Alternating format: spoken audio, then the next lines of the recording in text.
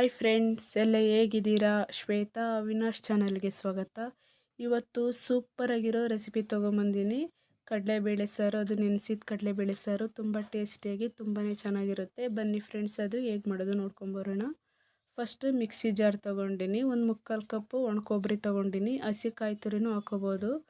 ಈ ಥರ ಗ್ರೈಂಡ್ ಮಾಡ್ಕೊಂಡಿನಿ. ಅದಕ್ಕೆ ಒಂದು ಅರ್ಧ ಇಂಚು ಶುಂಠಿ, ಒಂದು ಗೆಡ್ಡೆ ಬೆಳ್ಳುಳ್ಳಿ, ಒಂದು ಮೀಡಿಯಮ್ ಸೈಜ್ ಈರುಳ್ಳಿ ಹಾಕ್ಕೊಂಡಿನಿ. ಒಂದು ದೊಡ್ಡ ಟೊಮೊಟೊ ಹಾಕ್ಕೊಂಡಿನಿ. 2 ಸ್ಪೂನ್ ಧನಿಯಾ ಪುಡಿ, 1 ಸ್ಪೂನ್ ಖಾರದ ಪುಡಿ, ಸ್ವಲ್ಪ ಅಡುಗೆ ಅರಿಶಿನ ಹಾಕ್ಕೊಂಡಿನಿ. ಬೇಕಿದ್ರೆ ಒಂದು ಸ್ವಲ್ಪ ಕೊತ್ತಂಬರಿ ಸೊಪ್ಪು ಹಾಕ್ಕೊಳ್ಳಿ. ನಾನು ಹಾಕ್ತಾಯಿಲ್ಲ, ಹಾಗೆ ಮಾಡ್ತಾಯಿದ್ದೀನಿ. ರುಬ್ಲಿಕ್ಕೆ ಒಂದು ಸ್ವಲ್ಪ ನೀರು. ನೈಸಾಗಿ ರುಬ್ಕೊಂಬರೋಣ. ರುಬ್ಬಿರೋದಾಗಿದೆ. ಒಗ್ಗರಣೆಗೆ ಪಾತ್ರೆ ಬಿಸಿಗಿಟ್ಕೊಂಡು ಸ್ವಲ್ಪ ಎಣ್ಣೆ ಹಾಕ್ಕೊಂಡಿನಿ. ಎಣ್ಣೆ ಬಿಸಿಯಾಗಿದೆ. ಸಾಸಿವೆ ಜೀರಿಗೆ ಹಾಕ್ಕೊಂಡಿನಿ. ಒಂದು ಮೀಡಿಯಮ್ ಸೈಜ್ ಈರುಳ್ಳಿ, ಒಂದು 5 ಎಸಳು ಬೆಳ್ಳುಳ್ಳಿ ಹಾಕ್ಕೊಂಡಿನಿ. ಸ್ವಲ್ಪ ಕರಿಬೇವು, ಒಂದು ದೊಡ್ಡ ಟೊಮೊಟೊ ಹಾಕ್ಕೊಂಡಿನಿ.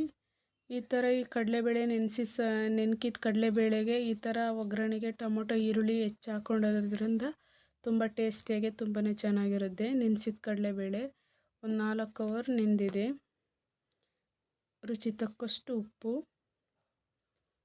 ಒಂದು 2 ನಿಮಿಷ ಹಸಿ ಸ್ಮೆಲ್ ಹೋಗೋವರೆಗೂ ಫ್ರೈ ಮಾಡ್ಕೋಬೇಕು. ಈಗ ಆಗಿದೆ. ರುಬ್ಬಿರೋ ಮಸಾಲ ಹಾಕ್ತಾಯಿದ್ದೀನಿ. ಜಾರ್ ತೊಳೆದ ನೀರೇ ಹಾಕ್ತಾಯಿದ್ದೀನಿ. ತುಂಬ ಟೇಸ್ಟಿಯಾಗಿ ತುಂಬಾ ಚೆನ್ನಾಗಿರುತ್ತೆ.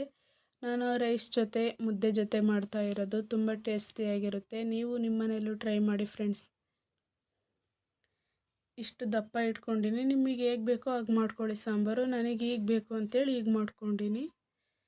ಇಷ್ಟಿದ್ರೆ ಸಾಕಾಗುತ್ತೆ. ಪ್ಲೇಟ್ ಮುಚ್ಚುತ್ತಾ ಇದ್ದೀನಿ. 5 ನಿಮಿಷ ಕುದಿ ಬರಬೇಕು. ಈಗ ಕುದ್ದಿರೋದಾಗಿದೆ. ಒಳ್ಳೆ ಪರಿಮಳ ಬರ್ತಾ ಇದೆ ಪ್ಲೇಟ್ ತೆಗೆದ್ಮೇಲೆ. ನೋಡಿದ್ರಲ್ಲ ಫ್ರೆಂಡ್ಸ್, ಏನು ಸೂಪರಾಗಿ ಬಂದಿದೆ. ನೆನೆಸಿದ ಕಡಲೆಬೇಳೆ ಸಾಂಬಾರು ತುಂಬ ಟೇಸ್ಟಿಯಾಗಿ ತುಂಬಾ ಚೆನ್ನಾಗಿರುತ್ತೆ. ಈ ವಿಡಿಯೋ ಇಷ್ಟ ಆದರೆ ಲೈಕ್ ಮಾಡಿ, ಶೇರ್ ಮಾಡಿ, ಸಬ್ಸ್ಕ್ರೈಬ್ ಆಗಿ. Thank you.